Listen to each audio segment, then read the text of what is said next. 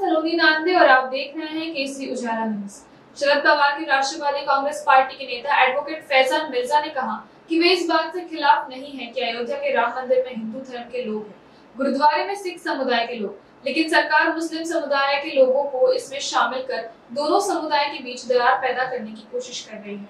उन्होंने कहा कि आगामी विधानसभा चुनाव की पृष्ठभूमि में दो समुदायों में सांप्रदायिक माहौल पैदा कर वोट बॉक्स बढ़ाने का ये बीजेपी का तरीका है, लेकिन लोकसभा की तरह विधानसभा में भी जनता बीजेपी को सबक सिखाएगी। विषयावर वक्फ मंडळाचा कायदा 1995 मध्ये अंमलात आला होता आणि त्याच्यानंतर त्यामध्ये मुस्लिम समाजाचेच लोक, एका विशिष्ट समाजाचेच लोक त्याच्यात सामील होते।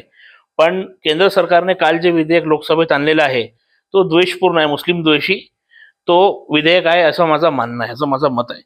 कारण दुसऱ्या मंडळ जर तुम्ही बघितले, शीख समाजाचा एक मंडळ आहे गुरुद्वाऱ्याचा, त्याच्यात फक्त शीख समाजाचे लोक आहेत, ते त्यांचा अधिकार आहे, त्याच्यात आमचा काही आक्षेप नाही।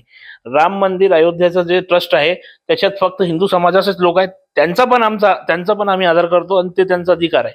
पण वक्फ मंडळामध्ये हस्तक्षेप कशासाठी यामध्येच या विधेयकाने आम्हाला असं वाटते की केंद्र सरकार कुठं ना कुठं दोन समाजामध्ये भांडण लावण्याचं एक कारस्थान अजून रचते आहे।